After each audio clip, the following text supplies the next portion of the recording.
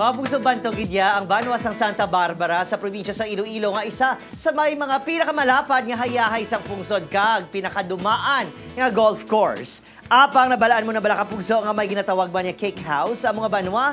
John, kapugso hindi inibalay ha nga nahuman sa cake o kung nagabaligas sang cake, kundi ang design kag colors sinig daw kaangay sa cake. Kilala man bilang Sornito Residence, nga ginkuha siya apelyido sa mga nagapanag-iya sini. Ang balay ang ginpatindog antes pang World War II. 1937 sang ini ang ginpatindog gamit ang mga kawayan. Kag sang 1952 ginkayo gamit ang konkreto kag kahoy.